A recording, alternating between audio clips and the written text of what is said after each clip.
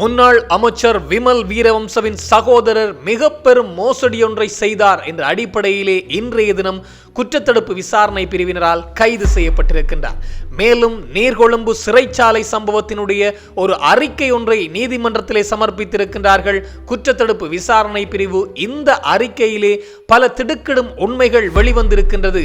இந்த சம்பவங்கள், சிறைச்சாலை சம்பவம் எப்படி உருவானது, யாரால் உருவாக்கப்பட்டது என்ற அடிப்படையிலான அத்தனை விடயங்களையும் இப்போது அறிக்கையாக நீதிமன்றத்திற்கு சமர்ப்பிக்கப்பட்டிருக்கின்றது. மேலும் முன்னாள் அமைச்சர் எஸ்பி திசாநாயக்கவின் சகோதரரும் அதிரடியாக கைது செய்யப்பட்டிருக்கின்றார் லஞ்ச ஊழல் ஒழிப்பு ஆணைக்குழுவினரால். இந்த விடயங்கள் பற்றித்தான் இந்த தொகுப்பினூடாக முழுமையாக பேசப் போகின்றோம். அன்புறவுகள் எல்லோருக்குமே வணக்கம். இந்த நீர்கொழும்பு சிறைச்சாலை சம்பவம், இந்த நீர்கொழும்பு சிறைச்சாலை சம்பவத்திலே பல திருப்பங்கள் இப்போது ஏற்பட ஆரம்பித்திருக்கின்றது. அதிலே இதுவரையிலே இடம்பெற்ற விசாரணைகள், குறிப்பாக 200 வரையிலான கைதிகள், 100க்கும் மேற்பட்ட அதிகாரிகள், STF வீரர்கள் என்று எல்லோரிடமும் வாக்குமூலங்கள் பதிவு செய்யப்பட்டு அவர்களிடம் நடத்தப்பட்ட விசாரணைகளின் அடிப்படையிலே ஒரு அறிக்கை ஒன்று திரட்டப்பட்டு அது இப்போது நீதிமன்றத்திலே கொடுக்கப்பட்டிருக்கின்றது, அல்லது நீதிமன்றத்திலே அந்த அறிக்கை முன்வைக்கப்பட்டிருக்கின்றது. அதிலே பல உண்மைகள் வெளிவந்திருக்கின்றதாம். குறிப்பாக இந்த நீர்கொழும்பு சிறைச்சாலை சம்பவங்கள் எப்படி இடம்பெற்றது என்பது தொடர்பாகவும், நீர்கொழும்பு சிறைச்சாலைக்குள்ளிருந்து 271 தோட்டாக்கள், வெற்று தோட்டாக்கள் எப்படி வந்தது என்ற அடிப்படையிலும் இப்போது அந்த விடயம் பெரும் புதிர்களாகவே இருக்கின்றது. மிக முக்கியமான விடயம் என்று பார்க்கணும், இந்த சம்பவம் ஆரம்பித்தது 5ஆம் திகதி குறிப்பிடப்பட்டிருக்கின்றது. அந்த அறிக்கையிலே 5ஆம் திகதி தான் இந்த சம்பவத்தினுடைய தொடக்கம் என்று சொல்லப்பட்டிருக்கின்றது. அதிலே இந்த சம்பவங்களுக்கெல்லாம் நீர்கொழும்பு சிறை சம்பவத்திற்கு காரணமாக இருந்தார், தூண்டுதலாக இருந்தார் என்று சொல்லப்படுகின்ற கட்டுவெல்லகம சுரேஷ் தான் இதற்கு மூல காரணம் என்பது அந்த அறிக்கையிலே குறிப்பிடப்பட்டிருக்கிறதாம். அதில் சொல்லப்பட்ட விடயமானது கடந்த 5ஆம் திகதி A1 சிறைச்சாலை பகுதியிலே, A1 சிறைச்சாலை பகுதியிலே இந்த கட்டுவெல்லகம சுரேஷ் அடைக்கப்பட்டிருக்கின்றார். 30 நிமிடங்கள் அவர்களுக்கு உடற்பயிற்சி செய்வதற்காக நேரம் கொடுக்கப்படுமாம். ஆனால் கட்டுவெல்லகம சுரேஷ் தனக்கு 30 நிமிடங்கள் போதாது, இன்னும் கொஞ்சம் நேரம் அதிகரித்து தரும்படி அன்றைய தினம் ஒரு வழக்கத்திற்கு மாறாக நடந்து கொண்டிருக்கின்றார். இதுதான் மிக முக்கியமான விடயம்.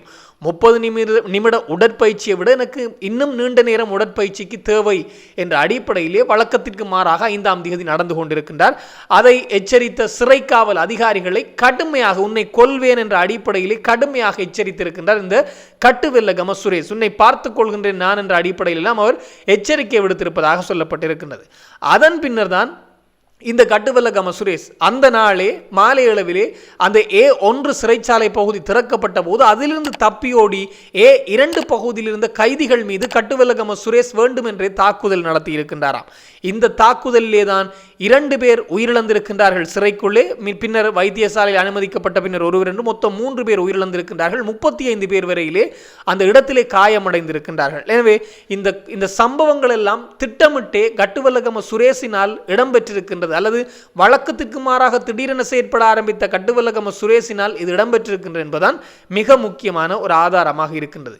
அதனை கட்டுப்படுத்துவதற்காக முதல் நாள் சிறை சம்பவம் மிக மோசமாக இடம்பெற்றதன் காரணமாக அதனை கட்டுப்படுத்துவதற்காக கொழும்பிலிருந்து விசேட போலீஸ் அதிகாரிகள் அல்லது விசேட போலீஸ் குழு வரவழைக்கப்பட்டிருக்கின்றது. அந்த விசேட போலீஸ் குழுவும் நீர்கொழும்பு சிறைச்சாலை அதிகாரிகளும் இணைந்து அந்த சம்பவத்தை கட்டுப்படுத்த முயற்சித்திருக்கின்றார்கள். ஆனால் முடியாமல் போயிருக்கின்றது. குறிப்பாக 2ஆம் நாள் அளவிலே அந்த சம்பவம் இன்னும் எல்லை மீறி இருக்கின்றது. குறிப்பாக கொழும்பிலிருந்து வரவழைக்கப்பட்ட சிறைக்காவல் அதிகாரிகளும் அந்த நீர்கொழும்பு சிறைச்சாலையினுடைய அதிகாரிகளும் இணைந்து அந்த இடத்திற்கு அவர்களுக்கு உணவு வழங்குதல் என்று பல விடயங்கள் அந்த சம்பவத்தை கட்டுப்படுத்தல் அங்கு உள்ளே செல்கின்ற போது கைதிகள் கையிலே கிடைத்த பொருட்களால் தாக்குதல் நடத்தி இருக்கின்றார்களாம். இந்த தாக்குதலின் போது அந்த நீர்கொழும்பு சிறைச்சாலைக்கே உரிய சிறைக்காவல் அதிகாரிகள் தப்பியோடி வெளியே வந்து விட்டார்கள். ஆனால் அங்கே சிக்கியது அத்தனை பேருமே கொழும்பிலிருந்து கொண்டு வரப்பட்ட விசேட போலீஸ் குழு தான் உள்ளே சிக்கி இருக்கின்றார்கள் என்று சொல்லப்பட்டிருக்கின்றது.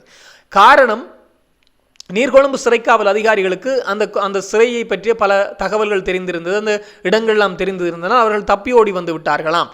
ஆனால் கொழும்பிலிருந்து வந்த விசேட குழுவுக்கு அது தெரியாது என்ற காரணத்தினால் அங்கிருந்த சிறை கைதிகளால் கடுமையாக அவர்கள் தாக்கப்பட்டிருக்கின்றார்கள். அதோடு இந்த ஆயுத களஞ்சியத்தையும் அவர்கள் உடைத்து ஆயுதங்களையும் கையிலே எடுத்திருக்கின்றார்கள் என்ற தகவல் வெளியாகி இருக்கின்றது. அவர்களுடைய கையிலே T56 ரக துப்பாக்கி ஒன்று கிடைத்திருந்தது என்ற அடிப்படையிலும் சொல்லப்பட்டிருக்கிறது. அந்த துப்பாக்கியை வைத்துக் கொண்டுதான் சுடுவதற்காக அவர்கள் முயற்சித்தார்கள் என்றும் சொல்லப்பட்டிருக்கின்றது. அது மாத்திரமல்லாமல் அங்கே கொழும்பிலிருந்து கொண்டு வரப்பட்ட விசேட போலீஸ் குழு மீது அவர்கள் நடத்தப்பட்ட தாக்குதலிலே தான் இதுவரையிலே 10 போலீசார் உயிரிழந்திருக்கின்றார்கள் என்ற சம்பவம் வெளியாகி இருக்கின்றது. இதில் இன்னும் ஒரு கோணத்திலும் சிந்திக்கலாம். ஏன் நீர்கொழும்பு சிறைச்சாலையிலே இருந்த அந்த சிறைக்காவல் அதிகாரிகள் தப்பியோடி வர வேண்டும்? அங்கே கொழும்பிலிருந்து கொண்டு வந்தவர்கள் ஏன் பாதிக்கப்பட வேண்டும்? ஒருவேளை இது ஏற்கனவே திட்டமிட்டு செயற்படுத்தப்பட்ட ஒரு சதி சம்பவமா என்ற பின்னணியிலும் இதை இப்போது சிந்திக்க அல்லது இது சார்ந்த கேள்விகள் எழ ஆரம்பித்திருக்கின்றன. மிக முக்கியமான விடயம், அந்த கொழும்பிலிருந்து கொண்டு வரப்பட்ட விசேட குழுவில் இருந்தவர்கள் தான் உயிரிழந்திருக்கின்றார்கள். ஆனால் நீர்கொழும்பு சிறைச்சாலைக்குள்ளே இருந்த எந்த சிறைக்காவல் அதிகாரிகளும் உயிரிழக்கவில்லை, அவர்களுக்கு பெரிதாக சேதம் இல்லை என்பதுதான் மிக முக்கியமான விடயம். எனவே கைதிகள் கொழும்பிலிருந்து வந்த அந்த அதிகாரிகள் மீது கடுமையாக தாக்குதல் நடத்தி இருக்கின்றார்கள். இதனை கட்டுப்படுத்துவதற்காகத்தான் வெளியில் இருந்து கொண்டு வானத்தை நோக்கி துப்பாக்கிச்சூடு நடத்தி இருக்கின்றார்கள். 2ஆம் நாள், அதாவது 6ஆம் திகதி அப்படி நடத்தியும் அது கட்டுப்படவில்லை என்றுடன் அந்த வாசலினுடைய, அதாவது வெளி கதவினுடைய துவாரத்தினூடாக அவர்கள் தாக்குதலை துப்பாக்கி சூட்டை நடத்தி அவர்களை கட்டுக்குள்ளே கொண்டு வந்த சம்பவம். அதன் பின்னர் தான் சிறைச்சாலையினுடைய கதவை திறந்து கொண்டு STF அதிகாரிகளும் உள்ளே சென்றிருந்தார்கள், போலீசாரும் உள்ளே சென்று இந்த சிறைச்சாலையினுடைய கலவரத்தை கட்டுக்குள் கொண்டு வந்திருந்தார்கள் என்பது மிக முக்கியமான விடயம். இதிலே பல கேள்விகள் எழுகின்றது. குறிப்பாக ஒரு துப்பாக்கி அங்கிருந்து மீட்கப்பட்டிருக்கின்றது. அந்த துப்பாக்கி எப்படி அவர்களுடைய கைக்கு சென்றது என்று இன்னும் ஒரு கேள்வி. அதோடு ஒரு மெகசின் மீட்கப்பட்டிருக்கின்றது. அந்த துப்பாக்கி ரவைகள் அடங்கிய கூடு மீட்கப்பட்டிருக்கின்றது. 271 துப்பாக்கி ரவைகள், அதுவும் பயன்படுத்தப்பட்ட துப்பாக்கி ரவைகள் அந்த சிறைச்சாலைக்குள்ளிருந்து மீட்கப்பட்டிருப்பதாக சொல்லப்பட்டிருக்கிறது. மேலும் கத்திகள், கோடாரிகள் என்று தடிகள், கூறிய ஆயுதங்கள் என்று பல ஆயுதங்களும் மீட்கப்பட்டிருக்கின்றது இந்த சிறைச்சாலை சம்பவத்திலே. எனவே இந்த சிறைச்சாலையிலே இதுவரையிலே கொடுத்த அறிக்கையின்படி சிறைச்சாலையிலே இடம்பெற்ற அந்த கலவரத்திற்கு காரணமானவர் வேறு யாருமே இல்லை, கட்டுவல்லகம சுரேஷ்தான் என்பதை அப்படியே அந்த அறிக்கை தெளிவாக காட்டுகின்றது. மேலும் பல கைதிகளிடம் விசாரணைகள் இப்போது இடம்பெற்று வருவதாக சொல்லப்பட்டிருக்கிறது. அதன் அடிப்படையிலும் அடுத்தடுத்த கட்டங்களிலே அறிக்கைகள் சமர்ப்பிக்கப்படுகின்ற போது உண்மைத்தன்மை அல்லது இந்த சிறைக்குள்ளே நடந்த முழு விடயங்களும் வெளிச்சத்துக்கு வரும் என்பதுதான் மிக மிக முக்கியமான விடயம். மேலும் ஒரு செய்தி என்று பார்க்கின்ற போது, இந்த விமல் வீரவம்சவினுடைய சகோதரர் சரத் வீரவம்ச இன்றைய தினம் அதிரடியாக கைது செய்யப்பட்டிருக்கின்றார் நிதி குற்றத்தடுப்பு விசாரணை பிரிவினரால். ஏன் இவர் கைது செய்யப்பட்டார் என்று பார்க்கணும். இதற்கு முன்னரே இவரை சுற்றி வளைத்திருக்கின்றார்கள், இவருக்கு எதிராக நடவடிக்கைகள் இடம்பெற்று வருகின்றன சொல்லப்பட்டது. இப்போது அவர் கைது செய்யப்பட்டிருக்கின்றாராம். ஏனென்றால் இந்த அரச பொறியியல் கூட்டுத்தாபனத்துக்கு சொந்தமான வாகனங்களை மோசடியான முறையிலும் முறைகேடான முறையிலும் பயன்படுத்தினார். இதனால் இந்த அரசாங்கத்திற்கு நட்டத்தை ஏற்படுத்தினார் என்ற அடிப்படையிலே தான் அவரிடம் விசாரணைகள் மேற்கொள்ளப்பட்டு வாக்குமூலம் பெறப்பட்டிருந்தது.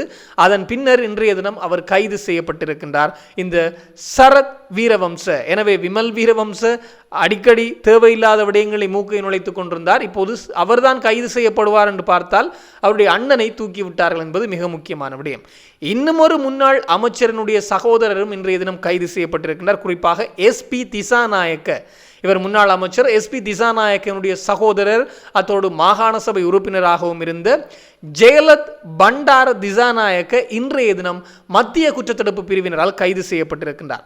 ஏன் ஜெயலத் பண்டார திசாநாயக்க கைது செய்யப்பட்டார் என்று பார்க்கின்ற போது 2004ஆம் ஆண்டு காலப்பகுதியில், அது ரணில் ஆட்சியில் இருந்த காலப்பகுதியிலே பார் லைசன்ஸ் மதுபான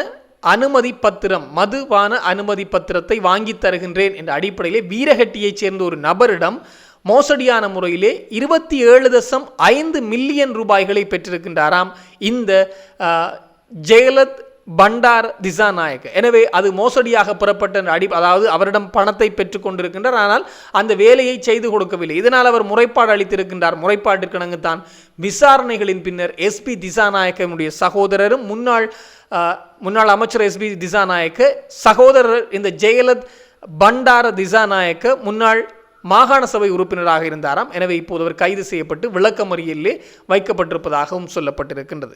இது தொடர்பாக இன்னும் பல தகவல்கள் வருகின்ற போது உடனுக்குடன் தெளிவுபடுத்த நானும் தயாராக இருக்கிறேன். இன்னும் ஒரு தொகுப்போடு சந்திக்கலாம். உங்களிடம் விடைபெறும் நான் என்றும் உங்கள் அன்பின் ஈழன். வணக்கம்.